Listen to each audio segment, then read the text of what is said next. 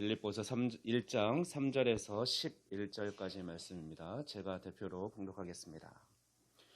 내가 너희를 생각할 때마다 나의 하나님께 감사하며 간구할 때마다 너희 무리를 위하여 기쁨으로 항상 간구함은 너희가 첫날부터 이제까지 복음을 위한 일에 참여하고 있기 때문이라. 너희 안에서 착한 일을 시작하신 이가 그리스도 예수의 날까지 이루실 줄을 우리가 확신하노라. 내가 너희 무리를 위하여 이와 같이 생각하는 것이 마땅하니 이는 너희가 내 마음에 있음이며 나의 매임과 복음을 변명함과 확정함에 너희가 다 나와 함께 은혜에 참여한 자가 됨이라.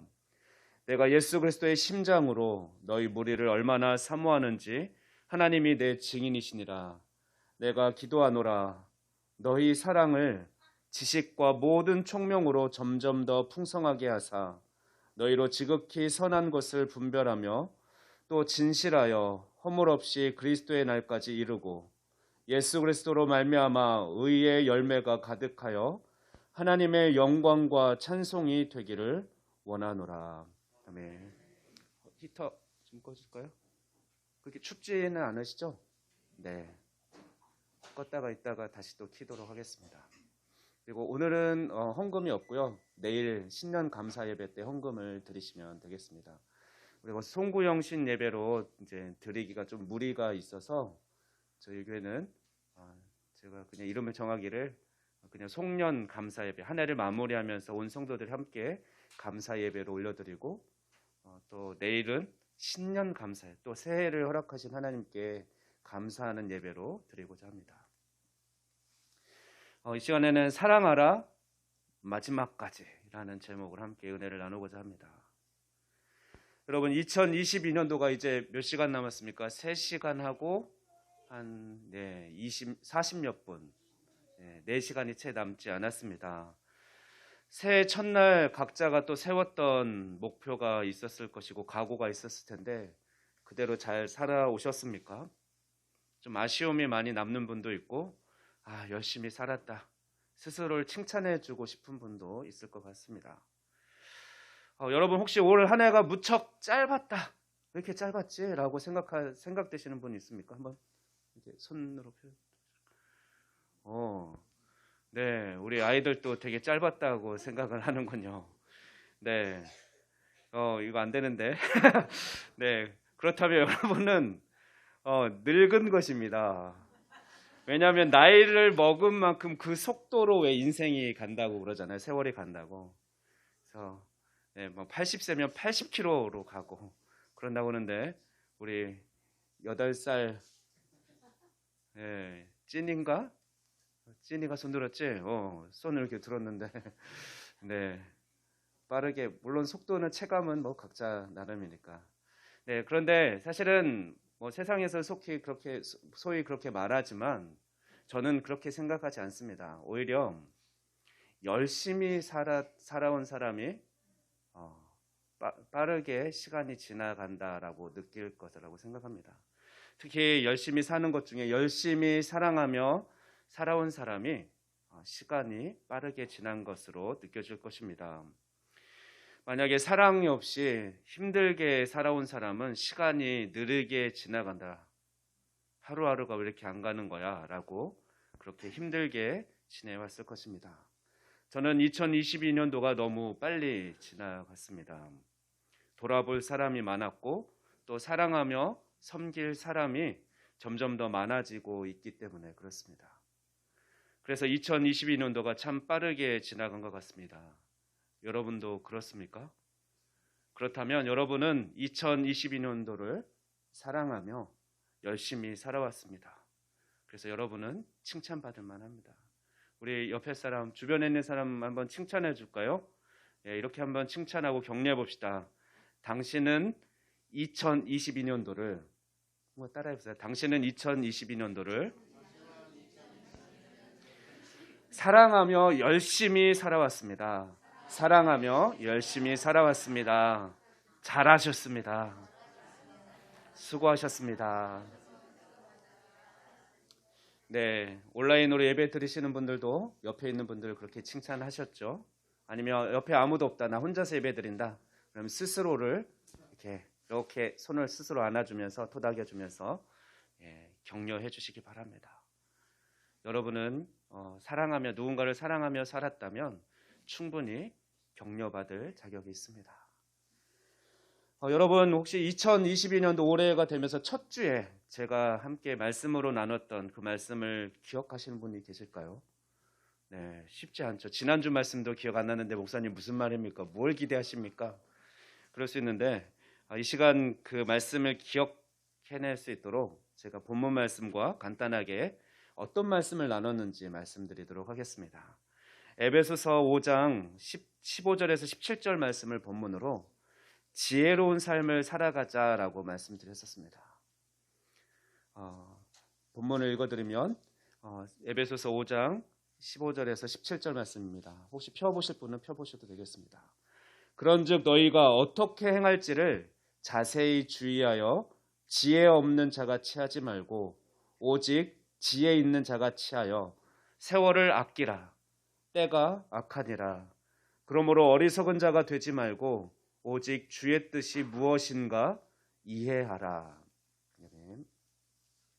네, 이 본문 말씀을 중심으로 하나님께 구원받은 새로운 피조물답게 우리가 살아가기 위해서 지혜 있는 삶을 살아가는 그 방법을 제시했는데, 첫째로 15절 말씀에 지혜 있는 자같이 하라는 권면이었습니다. 본문에서 바울 사도가 언급한 지혜로운 사람은 단순히 똑똑하거나 생활의 지혜를 소유한 사람이 아니라 바로 하나님의 뜻과 계획에 대한 그런 깊은 통찰을 소유한 사람들이라고 말씀드렸습니다. 그래서 이런 사람들은 자신의 삶을 주의 깊게 살피면서 또 하나님의 뜻에 합당하게 살고자 노력하는 자들입니다.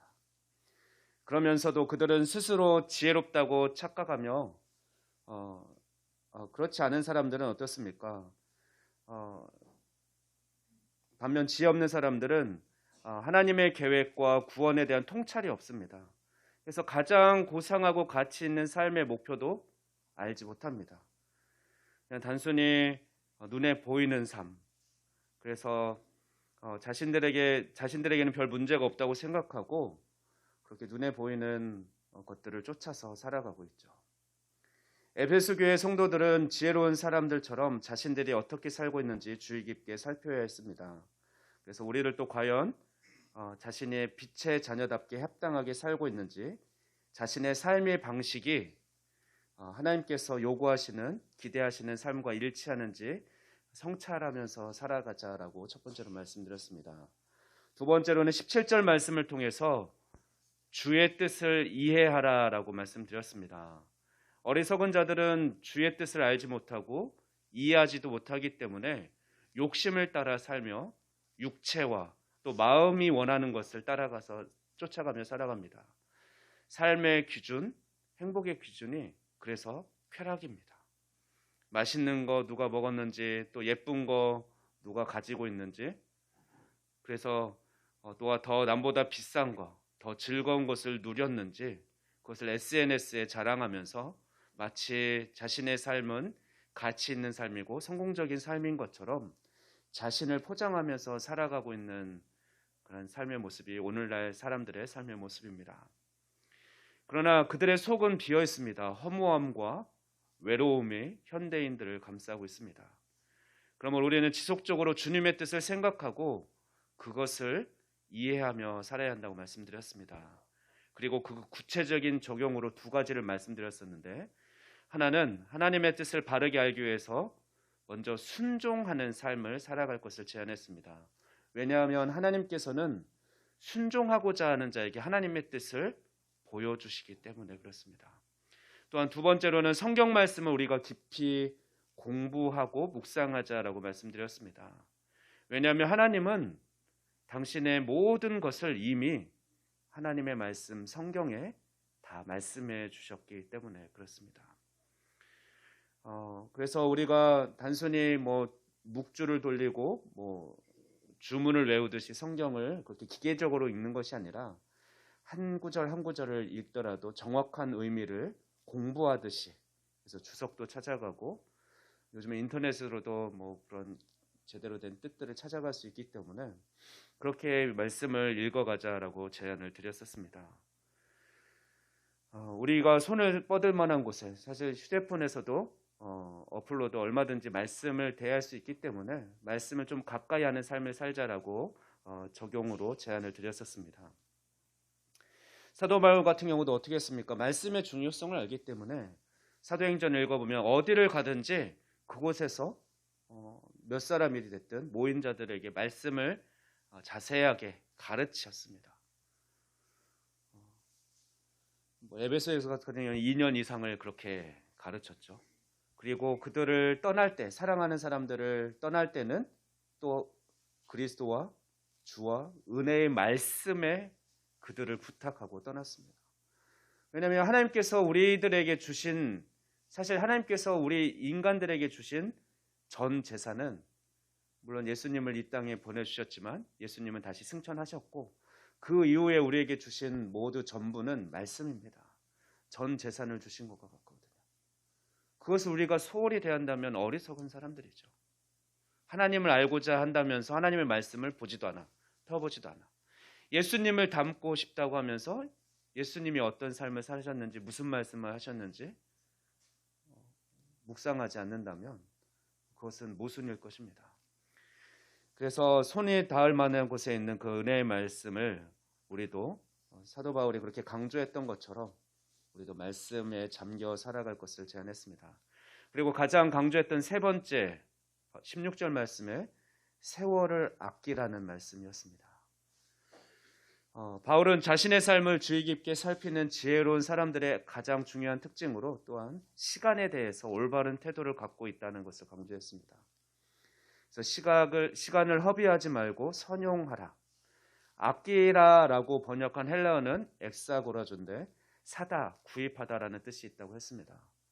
그래서 이것은 대가를 지불하고 구해내다, 해방하다, 자유롭게 하다는 뜻이고, 그래서 킹 제임스 버전 영어 성경에는 이 단어를 구원, 우리가 구원받았다 하죠. 그래서 구원이라는 뜻의 redeeming이라는 단어로 표현하고 있다고 말씀드렸습니다. 그래서 세월을 아끼는 것은 우리가 시간을 구해내는 겁니다. 뭔가 대가를 주고 구해내는 거죠. 그냥 구하는 것도 아니고 예수님께서 당신을 희생하셔서 우리를 구원하셨듯이 우리도 이 악한 세대 가운데서, 왜냐하면 세월을 아끼라, 왜냐하면 세대가 악하기 때문이다 라고 말하고 있는데 시간을 구해내야 된다 그러면서 이것을 좀 강조하여 말씀드렸었습니다. 우리는 하나님의 새로운 피조물이 됐다고 그랬죠. 그래서 하나님의 원래 창조하셨던 보시기에 좋았더라라는 모습으로 우리를 회복시켜 주셨고 그런 삶을 살아갈 존재로 우리를 불러주셨습니다. 그렇다면 우리가 살아가는 이 시간도 그냥 악한 세대 가운데 버려지고 흘러가는 것처럼 내버려 두는 것이 아니라 우리가 힘들더라도 대가를 지불하면서 잘 사용해서 하나님 나라를 위해서 그런 가치 있는 삶을 위해서 잘 사용한다라고 말씀을 드렸습니다. 그것으로 이 에피소드를 우리 윤명봉 권사님이 강황가루를 너무 많이 넣고 카레를 만들어서 제가 그렇게 카레를 먹고 싶다고 했는데 카레를 만들었는데 저는 도저히 못 먹겠는 거예요. 그래서 너무 실망했는데 그 다음 날 카레 맛을 살려냈습니다. 요리사이기 때문에 도저히 먹을 수 없었던 카레 맛을 다시 살려냈고 아들 주연이가 다음 날 아침에 주일날 아침이죠. 아빠! 카레 맛이 살아났어! 라고 저에게 기쁜 소식을 알려줬었는데 마찬가지로 이 세대, 악한 세대 가운데 버려지고 의미 없게 흘러가는 시간들을 하나님의 자녀된 우리들만큼이라도 잘 올바르게 사용해서 그렇게 시간을, 세월을 아끼자, 구해내자 라고 말씀드렸었습니다. 자, 여러분은 어떻습니까? 그러면 2022년도 한 해를 새로운 피조물답게 이렇게 지혜로운 삶을 잘 살아가셨습니까? 아마 다 이야기할 수는 없지만 그래도 나름대로 최선을 다해서 살아왔다라고 생각하고, 그래서 아까 서두에 우리가 서로를 격려하고 칭찬할 만한, 그렇게 칭찬받을 만한 자격이 있다라고 생각합니다. 오늘 이 시간에는 이제 올해 마지막 설교가 되겠죠. 저는 어떤 말씀을 전할까 사실은 오늘까지도 고민을 했고 오늘 말씀을 준비했습니다. 하지만 참 은혜가 되었습니다. 그 은혜와 감동이 여러분에게도 전해지기를 소망하면서 하나님께서 그렇게 역사해 주시기를 소망하면서 계속 말씀을 나눕니다. 이 시간에는 또 다른 질문으로 이런 질문을 드리고 싶습니다. 만약 여러분이 이제 남은 시간만큼 지금 3시간 30분 남았거든요. 2022년도가.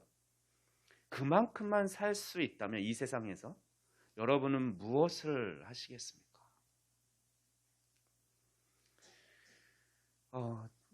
저는 최근 한 후배 선생님의 아버지가 갑작스럽게 돌아가셔서 장례식장을 다녀오면서 인생의 덧없음을 다시 한번 생각하게 되었습니다. 얼마 전 김한태 목사님도 스텐스 시술을 받으셨죠. 그래서 스텐스 시술을 이제 뭐 가볍게 생각할 수도 있고, 소위 많이 이제 나이가 드시면 연세가 있으면 혈액에 이제 찌꺼기들이나 이런 것들이 쌓이면서 이제 혈관이 좁아지기 때문에 뚫어주는 게, 얇은 철사 같은 걸로 뚫어주는 게 스텐스 시술입니다. 그런데 그 후배 선생님의 아버지도 혈관 2개, 3개 중에 하나는 뭐 응급으로 갔을 때 하나 뚫었었고, 나머지 2개를 다시 날 잡아서 첫 번째 시술 받을 때도 잘 받았기 때문에 아무 걱정 안 하고, 이제 보호자는 필요하니까 이제 어머니랑 이제 아버지 그렇게 걸어서 병원에 가서 스테슨 시술을 받으러 갔습니다. 그런데 조금 더 첫 번째 시술했던 것보다는 나머지 2개 뚫으러 갔는데 그게 좀 많이 막혀 있던 거죠. 무리해서 의사가 뚫다가 파열이 일어났고, 그 과다 출혈의 어떤 쇼크사로 돌아가셨습니다. 멀쩡하게 지금 직업도 가지시고 일 열심히 하시던 그런 아버지셨는데 갑자기 돌아가셨습니다. 어떻게 보면 의료사고죠. 사실 무리가 되면 하지 말았으고 중단했어야 되는데, 그런데 또 어떻습니까? 우리가 병원에 가서 어떤 작은 시술이든 수술이든 다 사인 동의받고 이런 위험사항이 있을 수도 있다라고 하기 때문에 또 뭐 그 과실을 물을 수도 없습니다. 안타까운 것은 갑작스럽게 그 아버지를 더 이상 이제 볼 수 없는, 아버지와 헤어져야만 하는 이 세상에서 이별을 해야 되는 그런 슬픔을 갑작스러운 아버지의 죽음을 맞아들여야 되는 자녀들, 또 그 어머니, 남편의 죽음. 그래서 보면서 참 인생이 덧없다. 참 주님 부르시면 우리는 이해할 수 없지만 주님이 부르시면 갑작스럽게 갈 수 있는 것이 인생이구나. 또 소위 순서가 없다고 그러죠.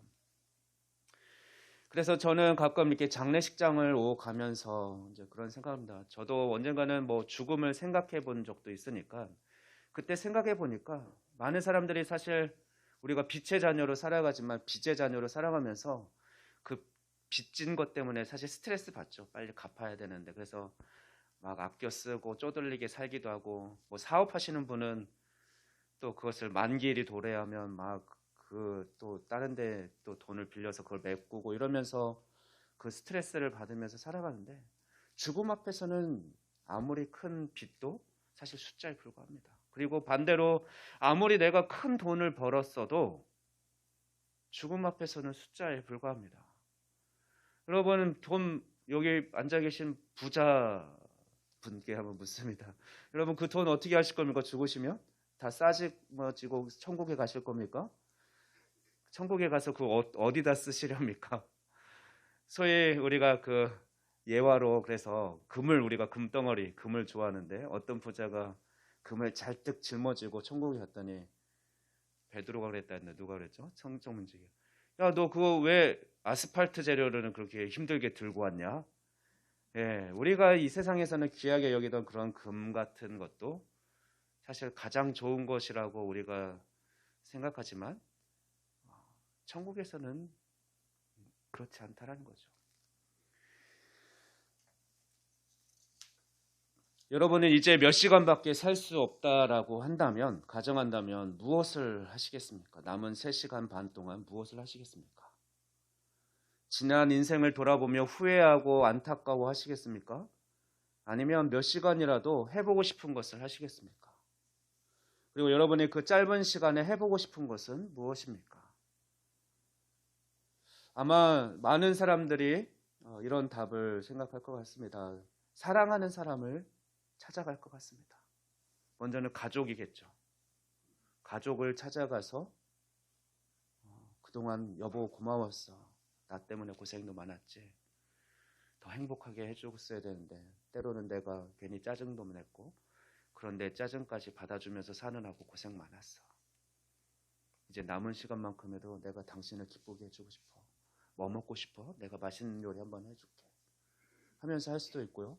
또 사랑하는 자녀들에게도 그동안 야단친 거 아빠의 본심은 그게 아니었단다. 하나님께서 선물로 우리 가정에 너를 보내주셨는데 너를 너무너무 사랑해.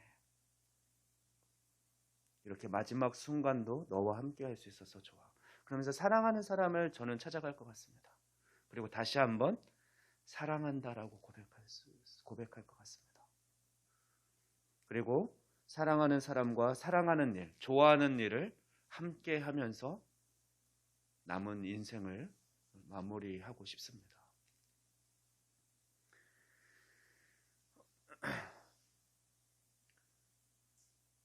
근데 우리가 아까 말씀드린 것처럼 죽음이 내 생각만큼 멀지 않을 수도 있습니다. 그렇기 때문에 우리는 사실 남은 인생을 사랑하면서 살아가기도 부족하죠.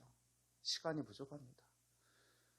지금 당장 할 수는 없지만 그래서 예배 끝나고 혹시 주무시지 않으면 부모님에게 또는 뭐 또 사랑하는 사람이 고백하지 못한 사람에게 다시 한번 사랑한다, 고맙다라고 인사도 해보고 아니면 내일 날이 밝으면 새 인사 드리면서 그렇게 사랑한다라고 고백해보면 어떨까요? 오늘 본문 말씀 빌립보서 말씀은 사도 바울이 옥중 서신 감옥에 갇혀서 쓴 편지입니다. 빌립보서이기 때문에 빌립보 교회에 쓴 편지죠. 빌립보 교회는 바울이 유럽에 세운 최초의 교회입니다. 이제 아시아에서 유럽으로 넘어가는 그 길목에 있기 때문에 가장 먼저 유럽에 세워진 교회고 최초의 회심자는 자주색 제품을 파는 상인 루디아였습니다. 여성이었죠. 그래서 빌립보 교회는 이 루디아를 비롯한 여성들을 중심으로 세운 교회입니다. 그래서 이들이 많은 기여를 했습니다. 여성들이. 빌립보서는 바울이 감옥에서 빌립보 교회가 에바브로디도와 더불어 보낸 그런 선물을 받고 이 일을 계기로 쓴 편지입니다. 고린도 교회에 쓴 고린도 전후서라든가 아니면 갈라디아 교회에 쓴 갈라디아서처럼 그 교회들이 많은 문제가 있어서 이제 그 서신서들은 문제를 바로잡기 위해서 편지를 썼다면 이 빌립보서는 그렇지 않습니다. 빌립보 교회는 건강한 교회였습니다. 그러나 그럼에도 불구하고 바울은 그들이 긴장의 끈을 놓지 않고 표대를 향해서 그리스도 예수 안에서 하나님이 위에서 부르신 그 부르심의 상을 향해서 달려갈 것을 더 격려하기 위해서 권면하기 위해서 쓴 서신서가 바로 빌립보서입니다. 바울은 죽음을 맞을 수도 있는 감옥에서 사랑하는 빌립보 교회를 떠올렸고 그들에게 이 편지로 격려하고 있습니다. 오늘 본문은 그 편지의 서론 부분입니다. 보통 편지를 쓸 때 인사말과 함께 기도의 내용으로 많이 서신을 써 내려갔습니다. 특히 이제 바울의 편지를 보면 이렇게 감사와 기도로 이제 시작을 했는데 특별히 오늘 서신서에 나오는 처음 부분에 나오는 기도의 내용에 우리는 주목해야 합니다. 그 이유는 그 서론 부분에 그 기도 내용에 바울이 하고자 하는 말, 하고 싶은 말을 다 대부분 담아두기 때문에 그렇습니다. 먼저 3절에서 5절 말씀에 바울이 그동안 빌립보 교회를 위해서 기쁨으로 기도했다라고 말하고 있습니다. 빌립보서에는 기쁨과 기뻐함 이런 단어가 기쁨에 대한 단어가 10번 이상 나옵니다. 그 정도로 빌립보 교회를 향해서 바울은 기쁜 마음을 갖고 있다라는 거죠. 그런데 이 기쁨은 그들이 복음을 위한 일에 참여하는 데서 오는 기쁨이었습니다. 하나님의 자녀답게 복음을 위한 삶을 살아가는 그들이 기특했던 거죠. 하나님이 우리를 보실 때도 그랬으면 좋겠습니다. 5절 말씀을 보면 그들은 복음을 들은 첫날부터 이제까지 복음을 위한 일에 참여하고 있다라고 기뻐합니다. 이 복음을 위한 일에는 바울에 대한 재정적인 지원뿐만 아니라 바울 사도의 건강과 안전에 대한 깊은 관심 그것도 포함하고 있습니다. 바울은 이런 빌립보 교회를 향해서 하나님의 열심을 확신하고 있습니다. 그래서 7절, 8절 말씀에 또다시 빌립보 교회를 향한 사모함을 표현합니다. 빌립보 교인들은 바울의 매임과 감옥에 갇힌 상황을 부끄러워하지 않았습니다. 바울이 감옥에 갇힌 것은 사회적 오명이었고 빌립보 교인들은 이 시기에 사실 등을 돌릴 수도 있었습니다. 뭐야, 우리가 믿고 따랐던 바울이 죄수야? 죄인이야? 그렇게 연약한 자야? 하면서 등을 돌릴 수도 있지만 그들은 그렇게 하지 않았습니다. 그들은 끝까지 바울을 신뢰하고 지원하는 일을 아끼지 않았습니다. 이런 성도들의 모습은 바울에게 자랑이었고 훗날 자신을 체포하고 또 재판한 자들에게 그들에게까지 복음을 전할 수 있는 큰 위로가, 큰 힘이 되었습니다. 이제 9절에서 11절 말씀을 살펴보겠습니다. 바울이 서신을 통해 기도하는 내용인데 오늘 제가 여러분과 나누고 싶은 말씀이 바로 이 말씀입니다. 바울은 하나님께서 사랑을 점점 더 풍성하게 하시고 거기에 지식과 모든 총명이 수반되어 빌립보 교인들의 사랑이 다른 이들에게 진실로 유익하고 또 하나님께 영광 돌릴 수 있는 그런 지혜로운 행동으로 표현되게 해달라고 기도합니다. 그들은 오직 예수 그리스도를 통해서 의의 열매를 맺게 될 것이고 이것은 하나님께 영광과 찬송이 될 것입니다. 바울의 기도 순서를 한번 살펴보십시오. 한번 쭉 빠르게 이제 지나가듯 스쳐가듯 읽으면 바울이 어디에 관심이 있는 것처럼 보이냐면 어떤 지식에 관심이 있다라고 생각할 수도 있습니다. 바울이 빌립보 교회 성도들이 지식이 깊어져서 무엇을 사랑해야 할지 깨닫기를 원한다고 그렇게 기도하는 것처럼 보입니다. 그러나 바울이 빌립보 교회 성도들이 지식이 깊어져서 무엇을 사랑해야 한다고 깨닫으라고 기도하는 것이 아니라 다시 천천히 읽어보면 그 반대입니다. 순서가 반대라는 거죠. 바울은 그들의 사랑이 점점 더 풍성해지기를 기도합니다. 이것이 핵심입니다. 어떤 의미에서는 사랑이 지식의 전제 조건이 되기도 하고 지식을 얻어야 되는 그런 힘의 원천이 되기도 합니다. 사랑하기 위해서 아는 것이 아니라 알기 위해서 사랑합니다.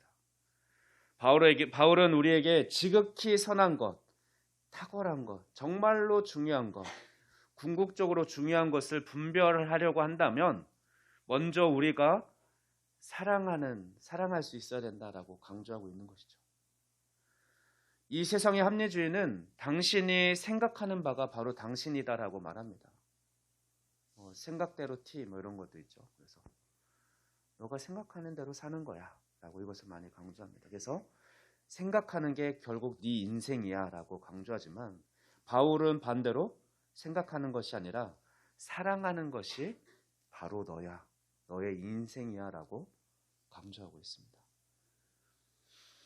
성경 우리가 요한복음 21장 15절에서 17절 말씀 보면 부활하신 예수님은 자신을 배반하고 떠났던 제자들을 찾아가서 뭐라고 위로하십니까? 특히 수제자였던 베드로, 닭이 3번 울기 전에 자신을 저주하면서 그렇게 부인했던 베드로에게 뭐라고 물으십니까? 내가 나를 사랑하느냐? 라고 3번 진지하게 물으시면서 확인하셨고 사랑한다라고 고백하는 베드로를 그렇게 회복시켜 주시면서 그에게 마지막으로 또한 사명을 맡기십니다. 예수님이 이 땅에 오셔야만 했던 가장 유일한 사실 전부였던 그 내 양들을 위해서 사실 내 양들이 풍성한 삶을 살아가기 위해서 생명을 주고 그들이 풍성한 삶을 살아가기 위해서 이 땅에 오셨는데 그 전부인 그 양들을 베드로에게 맡깁니다. 그런데 어떤 베드로입니까? 여전히 나를 사랑하고 있다라고 고백하는 베드로에게 사명을 맡깁니다. 만약 예수님을 사랑하지 않는다면 예수님이 베드로에게 그 마지막 귀한 사명을 맡겼을 때 그가 잘 이행했을까요? 그럴 수 없습니다. 여러분 삶을 한번 가만히 생각해 보십시오. 여러분 부인하고 싶을지 모르지만 여러분이 사랑하는 것을 위해서 시간을 가장 많이 쓸 것이고요. 여러분이 사랑하는 일, 사랑하는 사람을 위해서 돈을 가장 많이 사용할 것입니다. 만약 자신을 가장 많이 사랑한다면 자신의 자기 개발이나 자기를 더 예쁘게 만들고 건강하게 만드는 데 많이 쓸 것이고요. 또 옆에 있는 가족들을 사랑한다면, 내 자녀를 사랑한다면 내 자녀를 위해서는 아낌없이 돈을 쓰고 또 자녀가 언제든지 부르면 시간을 기꺼이 쓸 겁니다.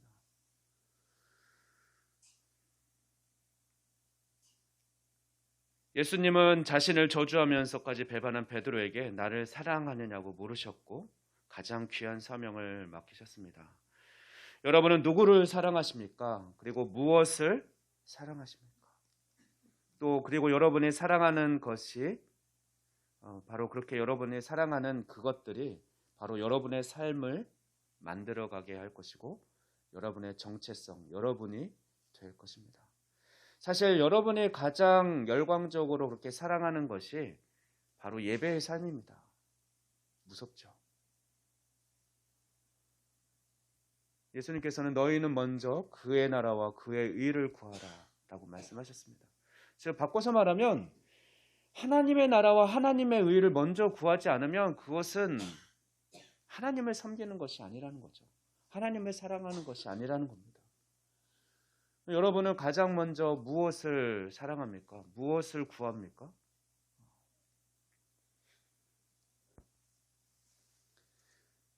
여러분이 사랑하는 그것이 바로 여러분의 예배가 됩니다. 그러므로 우리가 가장 먼저 사랑하는 것이 사실 하나님이어야 되죠.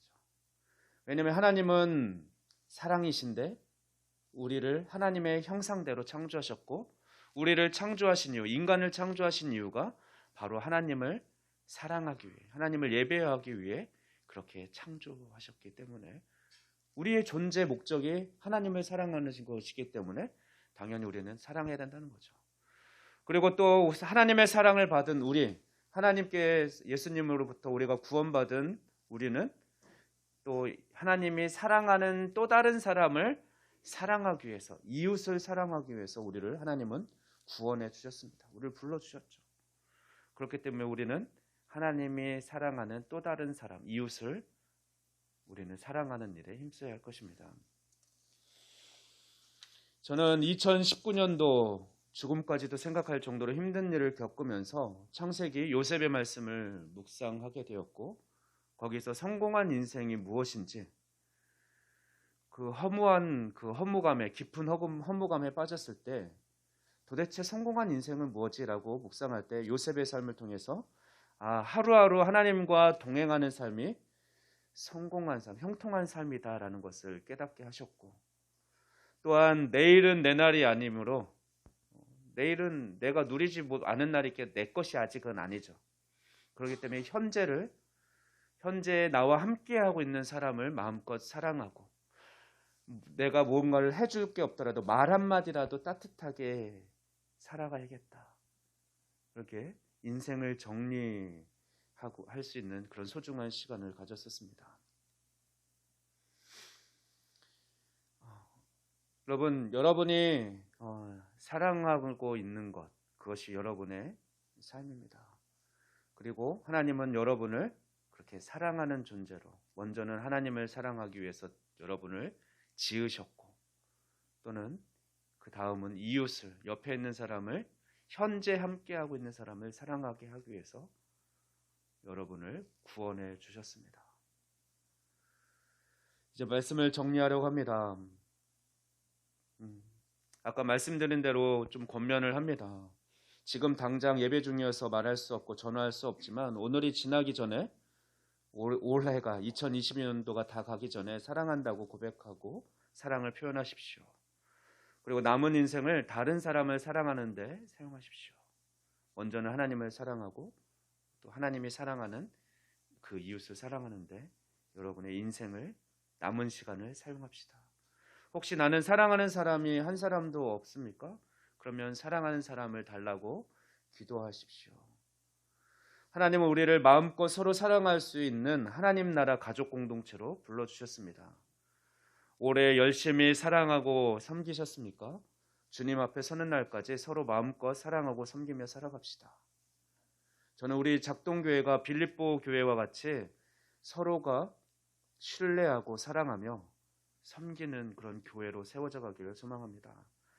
특별히 빌립보 교회처럼 주님 오실 그날까지 복음을 위한 일에 힘쓰는 교회가 되길 원합니다. 그래서 하나님께 풍성한 의의 열매를 맺어 영광과 찬송을 올려드리는 그런 교회가 되기를 소망합니다. 기도하겠습니다. 창세전에 우리를 택하여 주시고 우리 안에 착한 일을 시작하신 하나님 감사합니다. 신실하신 하나님께서 우리의 구원을 또한 신실하게 이루어 주실 줄 믿고 감사를 드립니다.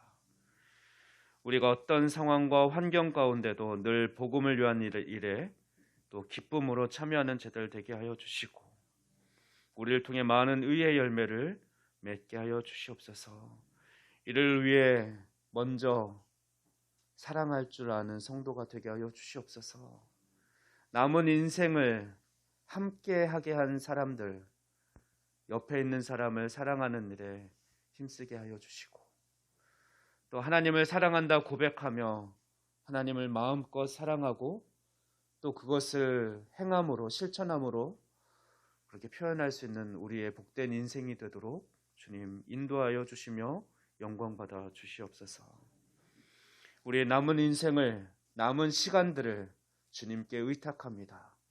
성령님 연약한 우리를 붙들어 주시고 인도하여 주셔서 하나님이 기뻐하시는 삶을 살아가는 우리 모두가 되게 하여 주시옵소서.